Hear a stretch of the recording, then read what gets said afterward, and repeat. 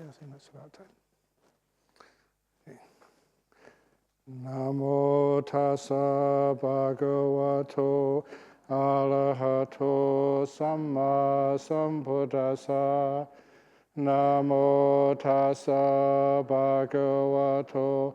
arahato samma sambuddhassa.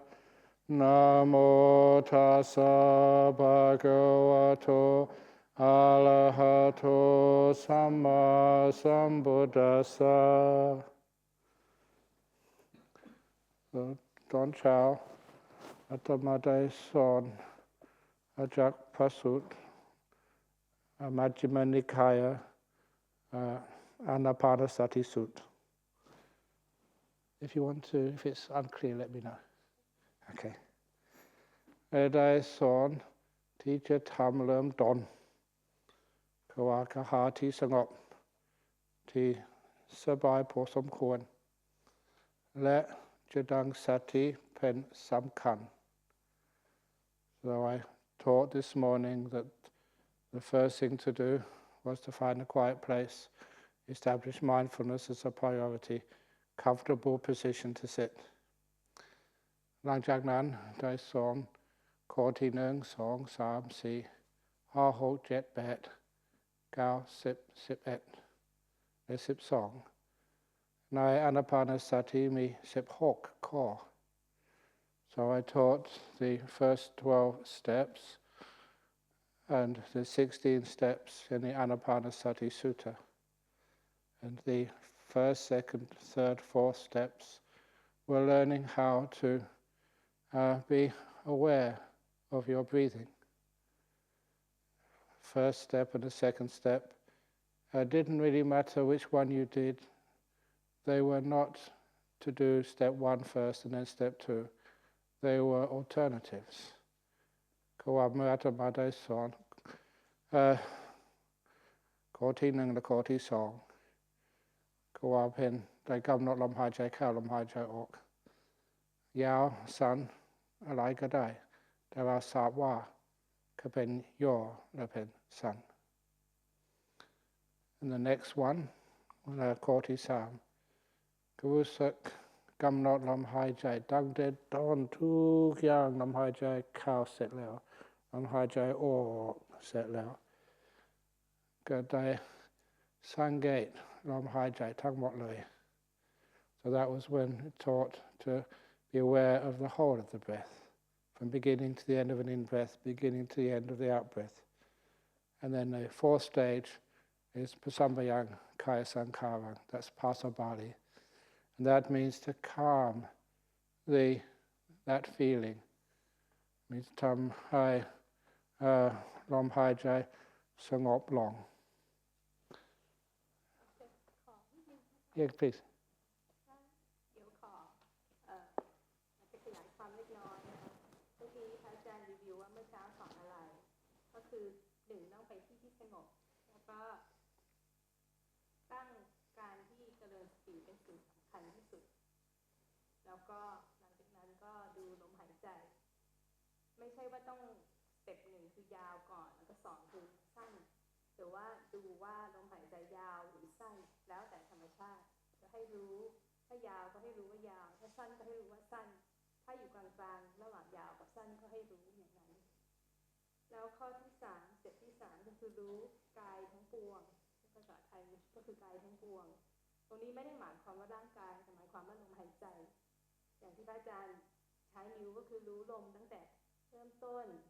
ท่ามกลางไปถึงปลายลมหายใจเข้าแล้วก็หายใจออกคือรู้ตั้งแต่เริ่มต้นท่ามกลางแล้วก็ปลายนะคะนี่ก็รู้ลมหายใจทั้งปวงก็คือหมายความว่ารู้ตั้งแต่เริ่มถึงจบแล้วขั้นที่4ก็คือการที่จะทำให้ลมหายใจสงบลงซึ่งอันนี้ไม่ต้องทำอะไรแต่ว่ามันจะเกิดขึ้นโดยธรรมชาติถ้ามีสติต่อเนื่องลมหายใจก็จะค่อยๆมีความสงบลงของมันเองนี่ก็คือขั้นตอนที่10นะคะกับภิกษุนี้ก็พูดภาษาไทยเก่งยอดสายดี and ข้อที่5 6 7และ8คือว่าก็ได้รู้สึกว่าลมหายใจมีปิติสุขพร้อมกันคือว่าก็ลมหายใจเข้าออกรู้สึกมีความสุขรู้สึกสบายและข้อที่7ก็รู้สึกปิติสุขทั้งสองเป็นจิตสังขารก็มาจากจิตไม่ใช่มาจากร่างกายความสุขมาจากจิต So this is the 5th, 6th and 7th steps. What I said this morning, that was where we know that the breath is beginning to feel delightful. It's a pleasant thing to be aware of. This is where the piti sukha comes up. We know this as a chitta sankhara, and then we calm down that chitta sankhara. It just again calms down automatically. That's okay? Good day. Sure. ขั้นตอนต่อไปก็คือ5กับ6นี่จริงๆมันมาด้วยกันก็คือการที่รู้สึกปิติและสุขพร้อมๆกับลมหายใจเข้าออกคือพระอาจารย์เมื่อเช้าอธิบายว่าปิติกับสุขเนี่ยมันแยกออกกันยากเพราะว่ามันเหมือนกับมาร่วมกันต้องเข้าฌานถึงจะแยกออกพอมีสุขหายไปปิติหายไปถึงจะรู้ว่าสุขคืออะไรแต่ว่าพอยังอยู่ขั้น5กับขั้น6เนี่ยปิติกับสุขมันจะมาด้วยกันแต่แค่รู้ความรู้สึกที่อิ่มใจสุขใจพร้อมกับการหายใจเข้าออกนี่คือขั้น5ขั้น6นะคะแล้วขั้น7ก็คือการที่จะรู้ภาษาบาลีคือจิตสังขารซึ่งจริงๆแล้วพระอาจารย์อธิบายว่าหมายความว่าลมหายใจเนี่ยที่ปกติพอเริ่มตั้งแต่ขั้น1ถึงขั้น6เนี่ยเราจะรู้สึกลมหายใจด้วยกายก็คือเรามีทวารทั้ง6ใช่ไหมคะก็คือตาหูจมูกลิ้นกายใจซึ่งปกติเราจะรู้ลมหายใจโดยทวารที่5ก็คือร่างกายคือการสัมผัสลมกับร่างกายแต่พอเข้าไปที่ขั้นที่7แล้วเนี่ยลมหายใจเราจะสัมผัสด้วยทวารที่6ก็คือด้วยใจจะไม่รู้สึกลมที่จมูกหรือที่ไหนในร่างกายแล้วแต่ว่าจะรู้สึกด้วยทวารใจมันก็เลยจะเป็นจิตสังขารรู้ด้วยจิตซึ่งตรงนี้เนี่ยท่านอธิบายว่ามันเป็นการรู้สึกถึงมีความปิติสุขนั่นเองนั่นแหละก็คือการที่รู้จิตสังขารส่วนขั้นที่8ก็คือการที่ทำให้จิตสังขารระงับลงก็คือสงบลงซึ่งอันนี้ท่านจะอธิบายมันจะเกิดของมันเองโดยอัตโนมัติจิตมันมีความละเอียดเพิ่มขึ้นมีสติละเอียดขึ้นOkay. ข้อที่9ข้อที่9ก็รู้สึกจิตธรรมดาก็นี้ก็ได้รู้สึกมีนิมิตในจิตก็ว่าก็ธรรมดาก็นิมิตได้รู้สึกว่าเป็นแสงสว่างภายในใจบางทีแสงสว่างไกลๆจะเห็นตะวันและพระอาทิตย์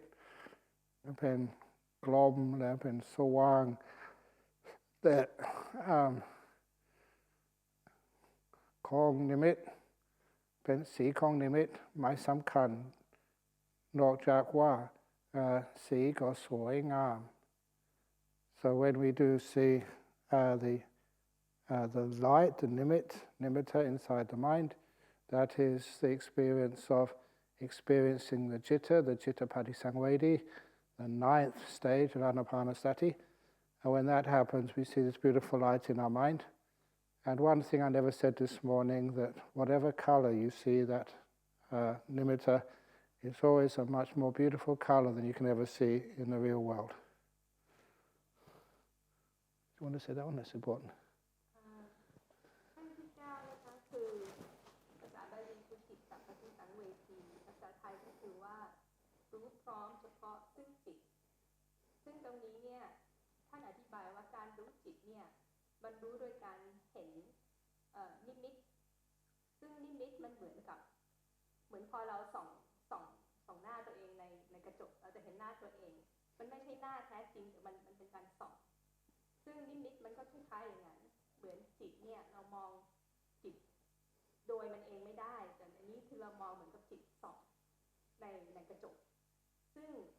คนจะต่างคนก็จะเห็นไม่เหมือนกันแต่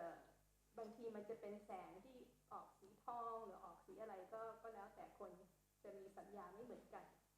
แต่มันไม่สำคัญคือจะเห็นเป็นสีอะไรก็แล้วแต่สิ่งที่สำคัญคือว่ามันเป็นนิมิตของจิตนะคะแล้วเราจะรู้ได้ว่ามันเป็นนิมิตจริงก็คือถ้าเกิดแสงมันสว่างแล้วก็สีมันสวยกับสีที่เราจะเห็นด้วยตาเนื้อคือมันไม่เหมือนถ้าเป็นสีเหลืองมันจะไม่เหมือนเหลืองธรรมดาที่เราเห็น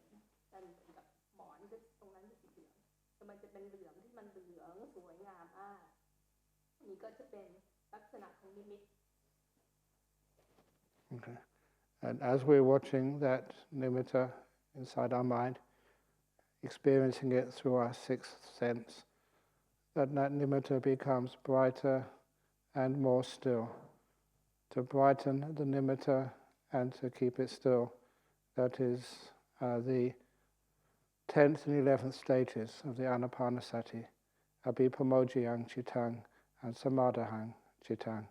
Abhipamojayang means to brighten it, to make it very beautiful, and Samadhahang Chittang is to be able to keep it still. ตอนที่10กับ11ก็คือการที่ทำให้นิมิตเนี่ยมันมีความสว่างเพิ่มขึ้นนั่นคือข้อที่10นะคะภาษาบาลีคืออภิปโมทยังจิตตังภาษาไทยที่แปลไว้ในที่หนังสือที่เรามีกันก็คือทำจิตให้ประโมทยิ่งก็คือจริงๆแล้วเนี่ยความประโมทหรือความสุขในใจเนี่ยมันจะแสดงออกมาในนิมิตในลักษณะของความสว่างถ้านิมิตยิ่งสว่างมันก็จะแปลว่าจิตยิ่งมีความประโมทฉะนั้นขั้นตอนที่10คือจะทำให้จิตให้นิมิตเนี่ยมันสว่างเพิ่มขึ้นโดยการที่จะเพิ่มความประโมทให้จิตส่วนขั้นที่11คือการที่จะทำให้นิมิตมันนิ่งคือถ้าจิตเรานิ่งเนี่ยจิตมีสมาธิเนี่ยมันจะไม่ขยับเขยื้อน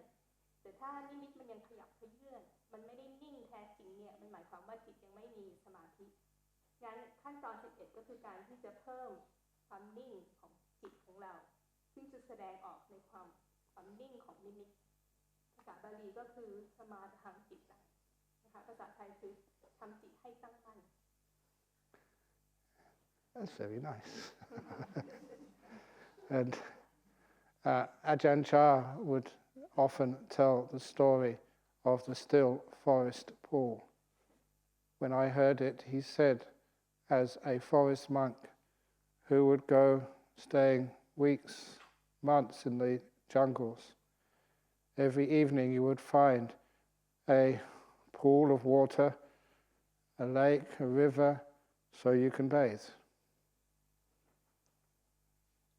มันจะมีนิทานที่อาจารย์ชาอุปมาอุปไมยที่ท่านเคยเล่าให้พระอาจารย์คมฟังนะคะคือพอไปเดินธุดงค์เนี่ยมันต้องหาที่ที่จะไปส่งน้ำไปดื่มน้ำเนี่ยมันจะมีที่ที่จะมีน้ำอยู่ในป่าซึ่งบางทีพอตอนตกเย็นเนี่ยท่านก็จะพยายามนั่งสมาธิแล้วก็มองน้ำนะคะซึ่งถ้าเกิดผู้มองคือท่านเองเนี่ย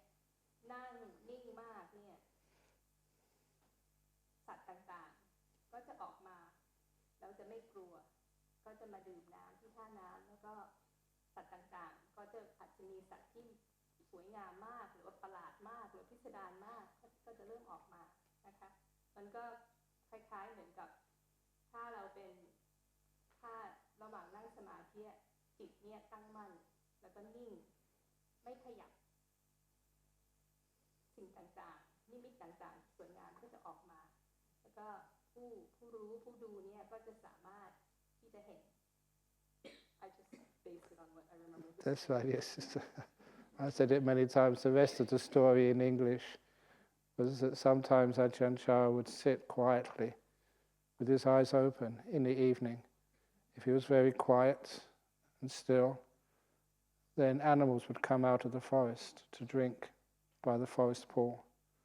the animals were very afraid of human beings. So they would come out,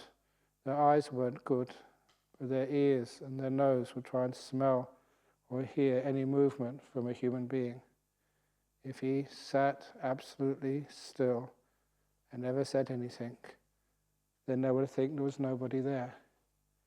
So they would come out to play by the still forest pool with their cubs, their children, and he could watch them, and it was much fun.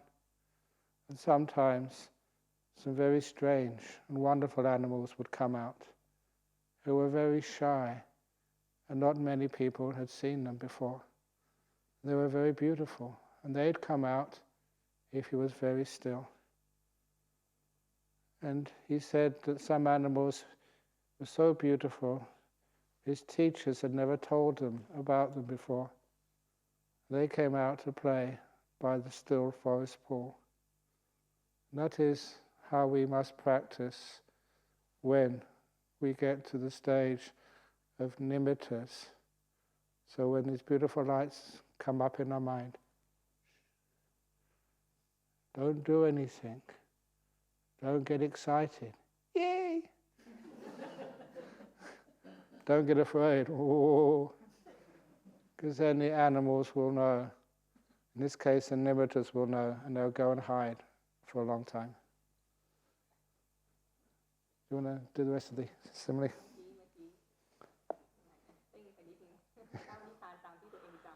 Yeah, okay. อาจารย์ก็เพิ่มนิดนึงว่าคือตอนที่อาจารย์ขานั่งนิ่งๆเนี่ยสัตว์ต่างๆก็จะรู้ถ้าเกิดท่านมีอาการ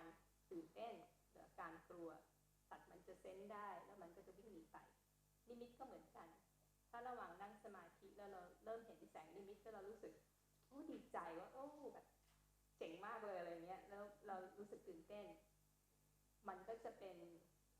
เหตุให้นิมิตมันจางหายไปแต่ถ้าเกิดเรามีอีกประการนึงก็คือถ้าเกิดเรารู้สึกกลัวเราไม่เคยเห็นมาก่อนรู้สึกกลัวมันก็จะเป็นเหตุให้นิมิตมันหายไปเหมือนกันเพราะว่าจิตไม่นิ่งพองั้นเราก็ต้องพยายามที่จะฝึกจิตให้ไม่เกิดอาการตื่นเต้นหรืออาการกลัวพอเห็นนิมิตในข้อที่12ของอานาปานสติก็ถ้าจิตนิ่งอยู่ก็จิตจะสว่างก็จิตจะขาวข้างในนี่ก็เป็นที่เรียกว่า liberating the mind วิโมชยังจิตังวิโมชยังเป็นคำที่อธิบายกับขาวจาน This is where we go into the jhanas in number 12 when we vimochayang chitang, liberating the mind. We're liberating it from our body and the five senses. I don't mean you're flying through the air. I mean you're deep inside, you cannot feel the five senses in the body.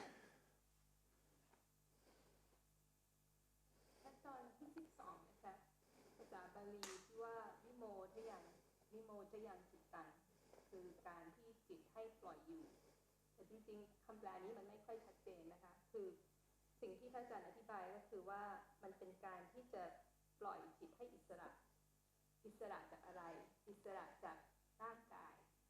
อิสระจากการรู้สึกอะไรในร่างกายเลยแล้วก็เข้าไปรู้แต่ใจนะคะซึ่งตอนนี้เนี่ยถ้าจิตมีความนิ่งและความสว่างมากๆอันนี้ก็จะเกิดขึ้นได้มันจิตจะไปรวมกับนิมิตแล้วก็เข้าไปข้างในก็คือรู้แต่ฐานจิตอันนี้ก็เรียกว่าคือเข้าฌานนะคะในอานาปานสติข้อที่13 14 15 16ก็ออกจากฌานแล้วจะระลึกถึงอนิจจาวิรากะนิโรธาwhat's the last one? Vipatinissaka. So this is when a person is in jhana. It's impossible to contemplate. It's impossible to think. Within the jhanas, the mind is too still to do any of that. But it's incredibly aware.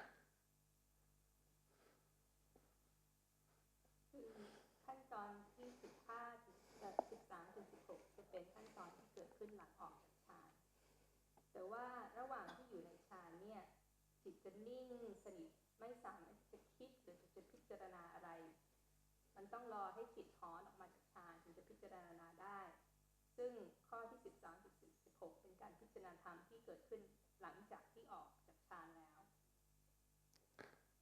และข้อที่13ก็อนิจจาก็เพื่อจะอธิบายความหมายจะยกอุปมา that once there was a tadpole who lived in lake, and even though tadpole was very smart, no way could tadpole know what water was. A fish cannot know what water is. But the difference, because a fish lives in water, is born in water, stayed all its life in water. The difference between a tadpole and a fish is that one day the tadpole becomes a frog. The frog grows legs and arms, and one day the frog jumps out of the lake. When the frog jumps out of the lake, it notices for the first time that something is missing: water. Only now can the frog understand what water is.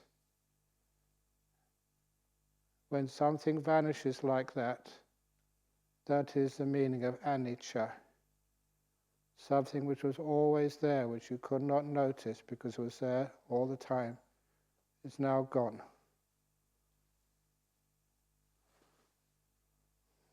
แค่โชว์ภาษาไทยนี่เรื่องอะไรนะพอกบมันยังไม่มียังลูกอ่อนภาษาที่ใส่แชทโผล่มา That okay. ลูกอ่อนคือขั้นตอนที่13ต้องออกตัวว่าตัวเองไม่ได้โตเมืองไทยนะคะภาษาไทยก็ไม่ค่อยแข็งแรงเท่าไหร่ก็ช่วยพระอาจารย์ตามกำลัง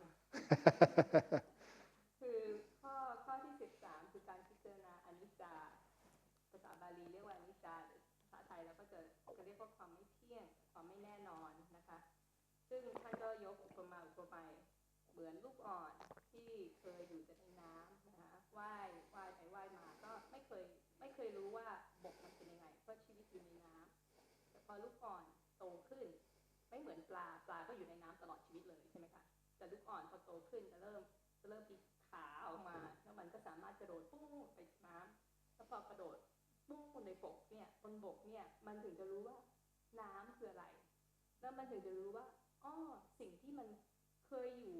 ตลอดเวลาคือมันอยู่ท่ามกลางน้ำตลอดเวลาน้ำมันได้หายไปพอได้รู้อะไรที่เคยอยู่กับเราตลอดมาตั้งแต่เกิดมาแต่เห็นมันหายไปเนี่ยนี่การที่จะเห็นอนิจจาโดยชัดเจนคือเห็นความไม่เที่ยงเห็นอะไรมันหายไปเลยนี่ก็เป็นตัวอย่างของการที่จะพิจารณาอนิจจาและความไม่เที่ยง The 14th and 15th steps are similar. Viraga, its deepest meaning is things fading away, disappearing. Very often people have another meaning for viraga. In this context, it's a legitimate Pali translation of viraga, is things disappearing. And nirodha is them ceasing. So in these stages of meditation, when one enters jhanas, one sees many things ceasing, fading away. For example, one of the things one sees fading and disappearing within the jhanas is your 5 senses and your body. ขั้นตอนที่14กับ15ก็คล้ายๆกันนะคะ14คือวิราคะเหลือความจางคลายหายไปนะคะแล้วก็ข้อที่15ก็คือนิโรธก็คือเห็นความดับไม่เหลือซึ่งทั้งสองอย่างนี้เนี่ยมันก็คล้ายๆกันคือการที่เราเห็นอะไรมันหายไปมันก็คล้ายๆกับข้อที่13เหมือนกันนะคะเพราะว่าพออยู่ในฌานเราสามารถรู้ถึงความหายไปของหลายๆอย่างเช่นที่สำคัญที่สุดคือการที่ร่างกายหายไปแล้วพอร่างกายหายไปเนี่ยการที่เราจะรู้โลกทางตาหู หูจมูกลิ้นกายใจมันขอโทษตาหูจมูกลิ้นกาย5อย่างนี้อะค่ะ5ทวารนี้มันหายไปโลกของที่เรารู้ด้วย5ทวารการที่เห็นการหายไปมันก็เป็นการเห็นวิราคะนิโรธะอย่างลึกซึ้งใช่และอีกอย่างหนึ่งที่จะหายไปก็เป็นเจตนาความอยากได้อยากมีทุกสิ่งทุกอย่างเจตนาก็หมดไปโดยมากในฌานที่2เจตนาไม่มีเลยเพราะอย่างนั้นก็ถ้าจะเข้าฌานที่2ก็ออกไม่ได้ก็อยู่อย่างนั้นยังมีความสุขมากแต่ว่าทำอะไรไม่ได้พอเจตนาก็หมดไปเดี๋ยวก็ออกจากฌานที่2เจตนาจะกลับขึ้น so in this another thing which fades away which ceases is your will the ability to do things to choose to want in the second jhana that disappears now once it disappears just like water for the tadpole only when something disappears can you really understand what will is.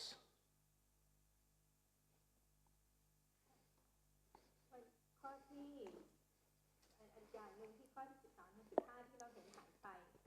ก็คือการที่จะเห็นเจตนาหายไปซึ่งตรงนี้หมายความว่าเจตนาที่จะทำอะไรสักอย่างที่จะเลือกทำอันนี้ไม่ทำอันนั้นหรือว่าเลือกอะไรเนี่ยมันไม่สามารถที่จะเลือกโดยเฉพาะตั้งแต่ฌานที่2ขึ้นไปพอเรามีประสบการณ์ที่ไม่สามารถที่จะเลือกอะไรเนี่ยเราถึงจะเข้าใจว่าเจตนาคืออะไรมันเป็นธรรมชาติที่ว่าเราจะไม่เข้าใจอะไรจนกระทั่งเราเห็นมันหายไปเราถึงจะเข้าใจอย่างแท้จริงเหมือนอุปมาเรื่องลูกอ่อนนะคะได้ยกนิทานเกิดมีพระเวียดนามพระเทรวาสเวียดนามที่สอนกรรมฐานที่ซิดนีย์หลายปีมาแล้วสอนกรรมฐาน9 วันพอดีก็จะเริ่มวันศุกร์ตอนเย็นก็ว่าได้นัดว่าจะนั่งสมาธิ30 นาทีและท่านจะสอนธรรมะและหลังจากสอนธรรมะใครจะนั่งต่อก็ได้ถ้าอยากจะกลับนอนก็ได้แต่พอดีก็ทุกคนจะนั่งสมาธิรวมกัน7:30 ทุ่มครึ่ง2 ทุ่มพระองค์นั้นยังไม่ออกจากสมาธิ3 ทุ่มยังไม่ออก4 ทุ่มยังไม่ออกลูกศิษย์ทุกคนก็กลับนอนท่านก็อยู่อย่างนั้นตอนเช้าก็ลูกศิษย์ก็ลุกขึ้นเข้าในห้องท่านยังนั่งอยู่ไม่ได้ไปไหนปกติก็ไม่ได้สวดมนต์ไม่ได้ทำวัดเช้าไม่ได้พูดอะไรปกติก็ถึงเวลาของฉันอาหารเช้าท่านไม่ได้ฉันอะไรท่านอยู่อย่างนั้นก็ไม่ได้สอนอะไรไม่ได้ฉันอะไรไม่ได้เข้าห้องน้ำ8 วันท่านนั่งอย่างนั้นไม่ได้ทำอะไรเลยนั่งแบบพระพุทธรูปพอดี8 วันแล้วท่านออกจากสมาธิและได้ขออภัยจากลูกศิษย์ขออภัยได้ข่าวในฌานก็มีสติทุกเวลาทุกวินาทีก็รู้อยู่แต่ว่าออกไม่ได้พอใจตนาก็หายไป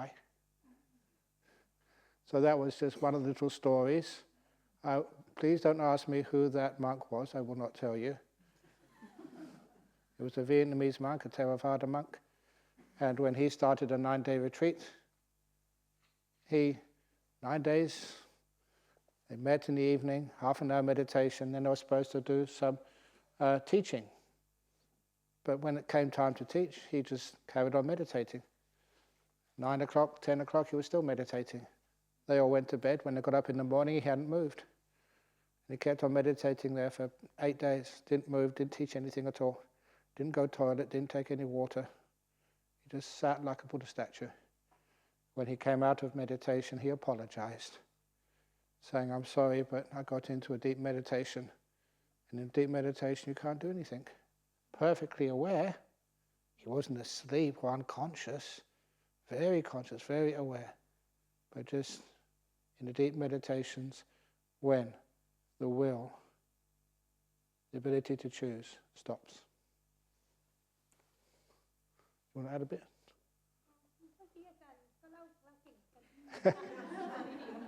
Okay, Dida. So, and the last of the contemplations, Sip Song, sorry. No, Sip Song, Sip Hok. Go out, Jao, Pijarana Patinisaka, Gagaka Ploy Wang, the Luke Pond, Ting Sia Sala, Puata Henwa, Sing Lao Ni, Mai Chai Kong Rao. Mai Chai Kong Rao Jing Jing. Wang Gai Mai Chai Kong Rao. Jit Mai Chai Kong Rao. Jadana Mai Chai Kong Rao. Tau Ru Yang Ni. Pu Lu Mai Chai Kong Rao. Tau Ru Yang Ni.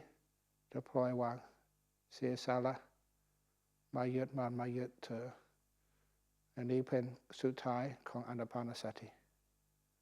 So this is where the 16th step of Anapanasati is the Patinisaka. Patinisaka is when we renounce things. We just give them up because we know they're not ours anyway. We know our body is not ours. We see our mind be separated from the body in the jhana. We know our will is not ours. So we renounce that too. And lastly, we renounce our mind itself. Nothing left. Wang. Empty. อาจารย์แปลคำภาษาบาลีปฏิวิสักขะท่านใช้คำว่าเสียสละแต่ว่าในหนังสือเขาเขียนว่าสลัดคืนนะคะก็อาจจะเข้าใจง่ายกว่าถ้าใช้คำว่าสลัดคืนคือพอได้พิจารณาเห็นพอเราออกจากฌานแล้วเราได้เห็นว่าอ๋อร่างกายหรือจิตหรือเจตนาเราเนี่ยมันหายไปได้แปลว่ามันไม่ใช่ของเราพอเห็นว่าไม่ใช่ของเราอย่างแท้จริงเนี่ยมันก็จะไม่เอามันก็จะสลัดคืนเพราะมันเห็นไม่ใช่ของเราอยู่แล้วมันก็จะมีการปล่อยแล้วพอสลัดคืนแล้วสิ่งที่เหลือคือความว่างนั่นก็คือการที่จะเกิดปฏิวิสักขะนะคะดีครับในอานาปานสติสูตรพระพุทธองค์อธิบายว่าถ้าปฏิบัติอานาปานสติ16 ข้อก็ได้ปฏิบัติสติปัฏฐาน4พร้อมกันเลยไม่ต่างกันคือว่าอธิบายว่าอานาปานสติข้อที่1 2 3 4นี่เป็นกาย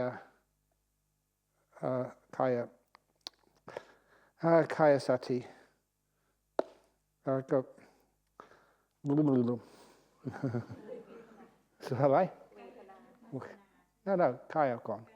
นใช่1 2 3 4เป็นกายอนุสติ5 6 7 8เป็นเวทนานุสติเมื่อได้มีนิมิตนี่เป็นจิตานุสติและข้อที่13 14 15 16ก็เป็นธรรมานุสติตัวได้ระลึกถึงธรรมะที่จะให้หลุดพ้น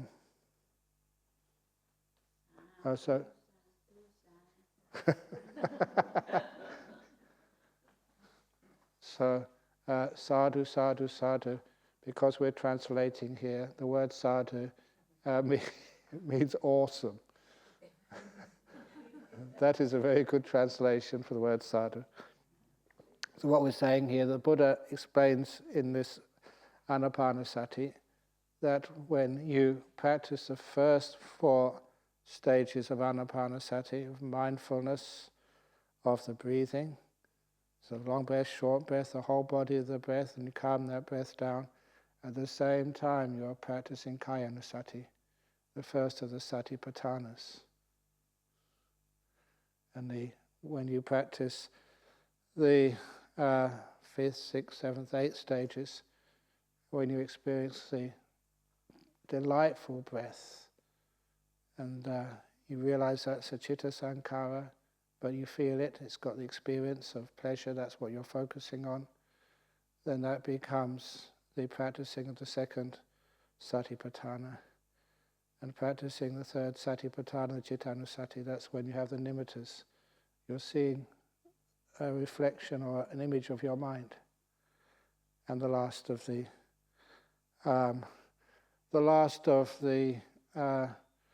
stages of Anapanasati, 15th, 16th, 17th, 18th,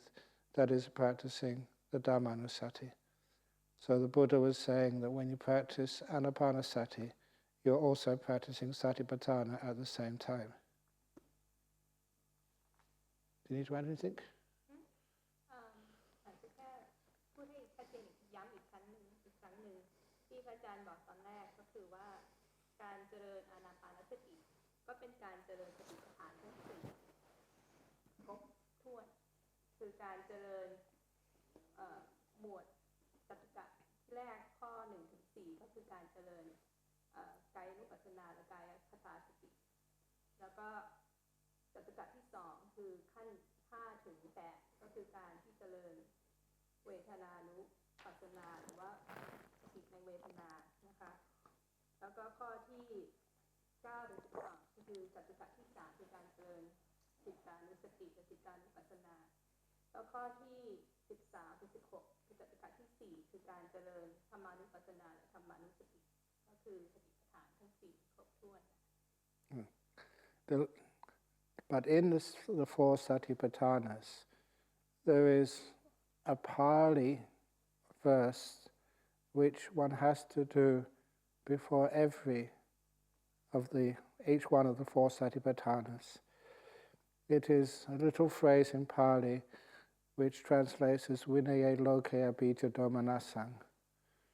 And that is often translated in the early books of translations from Pali into English. That was translated as having abandoned grief and covetousness for the world, which makes no sense at all to me. When I started learning Pali by reading it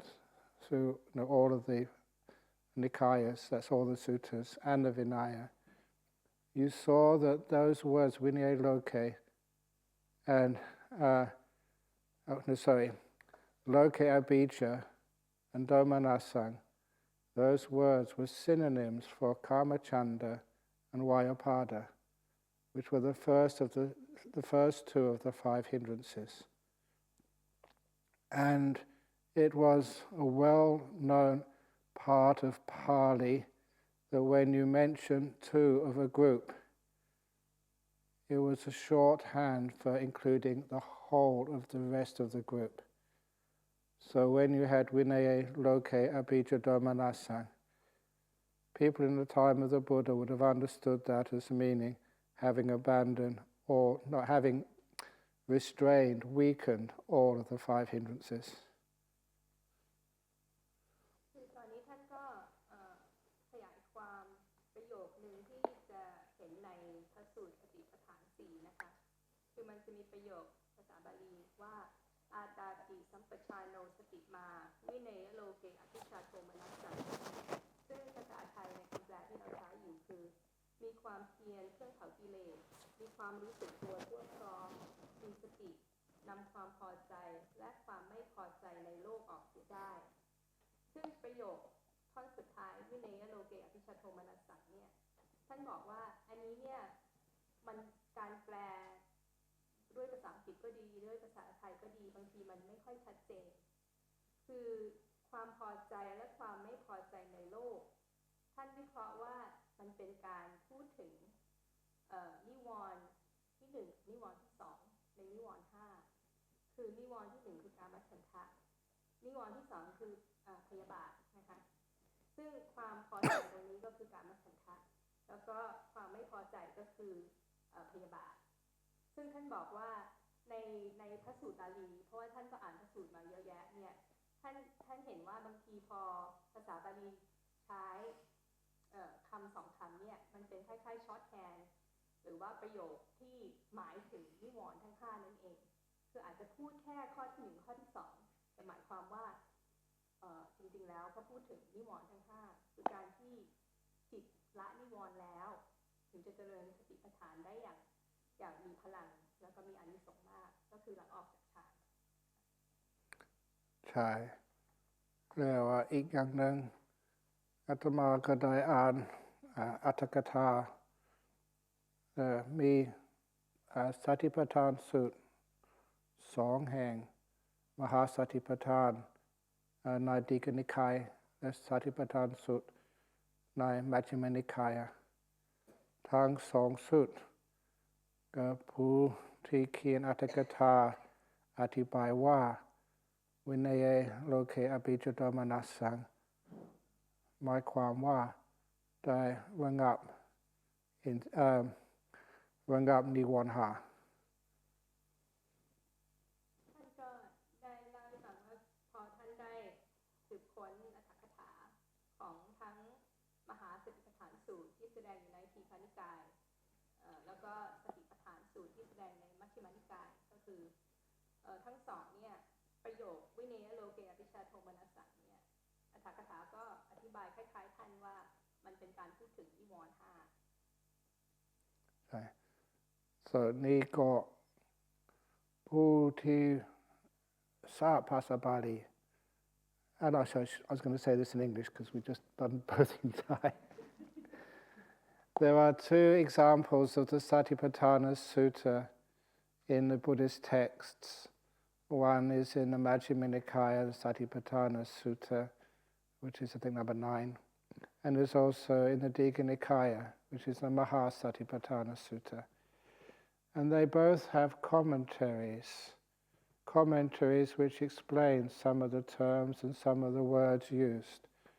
In both of those commentaries, they say the same thing, that the words Vinaya Loke Apita Domanasang do mean having restrained, having weakened the 5 hindrances, the Pancha Nivarana. So what I'm saying is not just something I invented, but how monks, scholars in the early years of Buddhism also understood the meaning of that term. So, because of that, to do Satipatthana, we do need a lot of stillness and peace in order to overcome the 5 hindrances.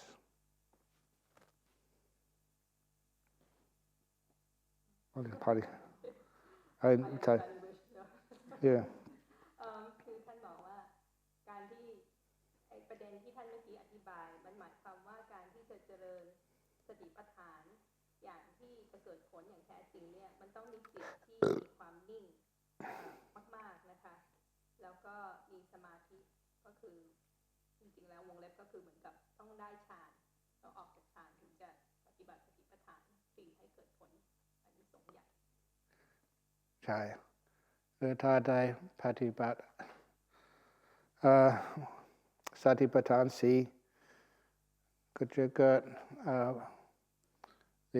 so I'll say it in English. Then we cultivate automatically the 7 enlightenment factors. The 7 enlightenment factors is what cultivated brings one to full enlightenment and also describes what full enlightenment is like. So the Bojjhanga Jet is fulfilled by doing Satipatthana to the yes, yeah.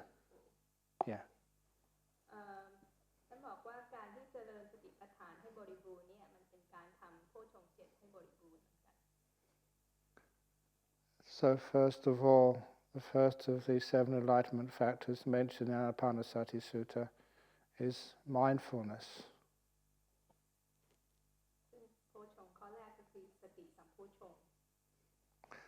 And many people have mindfulness, but in the Anapanasati Sutta, it says it has to be developed to get stronger and stronger. ซึ่งปกติคนทั่วไปก็อาจจะคิดว่าตัวเองมีสติแต่ว่าในอานาปานสติสูตรเนี่ยชี้บอกว่าการที่เจริญสติมันมีขั้นตอนมันมีสติหลายระดับ And as you weaken the 5 hindrances, the mindfulness gets stronger and more powerful. แล้วระหว่างที่ได้ภาวนาเนี่ยจิตจะมีพลังเพิ่มขึ้นพอนี้อำนาจหรือกำลังของนิวรณ์ลดลงเนี่ยพลังของจิตมันก็จะเพิ่มขึ้นสติก็จะมีพลังมากขึ้น I've often noted that even a person who is drunk from alcohol, they can still find their way home. They have mindfulness, but very, very weak. คือท่านสังเกตว่าแม้คนที่ดื่มเหล้าเมาจนเมาเนี่ยยังสามารถขับรถกลับบ้านได้ก็หมายความว่ายังพอมีสติบ้างแต่มันจะเป็นสติระดับที่อ่อนมาก And many people get tired or exhausted. Their mindfulness is weak. หรือว่าถ้าเหนื่อยเนี่ยพลังของสติเราก็จะอ่อนลง Sometimes when you're well rested, your mindfulness is much stronger. ถ้าได้พักผ่อนเนี่ยจริงๆแล้วพอร่างกายเรามีพลังมากขึ้นเนี่ยจิตใจก็จะมีพลังก็คือสติก็จะมีพลังมากขึ้น But when you meditate and you get some stillness, you practice the Anapanasati, your mindfulness gets very, very strong. ถ้าได้นั่งสมาธิมีการเจริญสติสมาธิเนี่ยจนจิตนิ่งเนี่ยมันจะทำให้สติเราเนี่ยยิ่งมีพลังมากขึ้น When the mindfulness gets strong, that's when you can watch the whole breath from beginning to end easily, because your mindfulness is very powerful. แล้วพอสติมีพลังมากขึ้นเพราะเราได้นั่งสมาธิเนี่ยมันก็จะสามารถที่จะรู้ลมตลอดรู้ลมทั้งปวงตั้งแต่เริ่มจนถึงปลายลม And when your mindfulness increases in power, when you see the breath, it looks delightful, it looks gorgeous. แล้วพอสติยิ่งเพิ่มกำลังเนี่ยลมหายใจเราจะรู้สึกเหมือนกับมันมีความงามหรือความสบายอยู่ในลมหายใจอันนี้ก็จะชี้บอกว่าสติเราเพิ่มกำลังมากขึ้น You will find if your meditation gets very strong, even the food you eat in Jhana Grove is more delicious, more tasty than usual. ถ้าสติมีกำลังเนี่ยแม้อาหารที่เราได้รับประทานที่จานะโกรฟเนี่ยรู้สึกแม้แสนอร่อยจังเลย It's got nothing to do with the cook. ซึ่งไม่ได้เกี่ยวกับฝีมือของผู้ที่ทำอาหาร It's everything to do with your mind getting stronger. แต่เหตุก็คือจิตของเรามีพลังมากขึ้น That is why when you watch the breath looks delicious and beautiful, wonderful. นี่คือสาเหตุที่พอเรารู้ลมหายใจจะมีความรู้สึกว่ามันสบายมันงามอันนี้มันเกิดจากว่าจิตของเรามีพลัง That is why when you see nimittas, they're absolutely gorgeous. นี่ก็เป็นสาเหตุว่าทำไมถ้าเกิดนิมิตเนี่ยมันจะสวยงามมาก Your mindfulness is getting very, very powerful. เพราะว่าสติเราเนี่ยเพิ่มกำลังจนมันเหมือนกับมีพลังมากแล้ว When that mindfulness is extremely strong, that's when you can enter the jhana. แล้วพอสติมีกำลังมากแล้วเนี่ยก็สามารถที่จะเข้าฌาน And then when you exit the jhanas, your mindfulness is very, very strong too. แล้วพอถอนออกจากฌานเนี่ยสติก็จะมีกำลังแบบซุปเปอร์กำลังมากๆเหมือนกัน It's one of the suttas in the Majjhima Nikaya is called Nalakapana Sutta. In that sutta, the Buddha says, only with the experience of jhanas, can the 5 hindrances disappear for a long time. Okay. ก็พระพุทธองค์สอนในนาลคปานสุตก็ถ้าได้ข่าวฌานก็อินทรีย์5ก็หายไป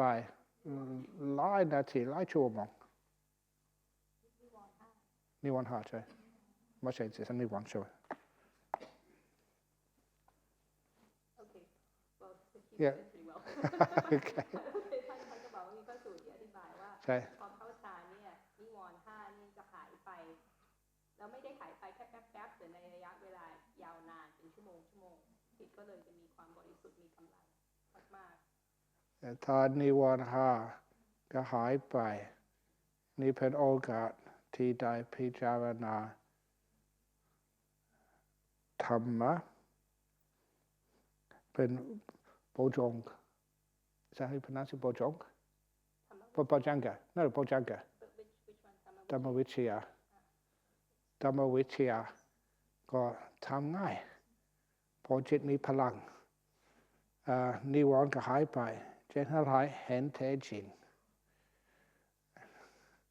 และมีวิริยะ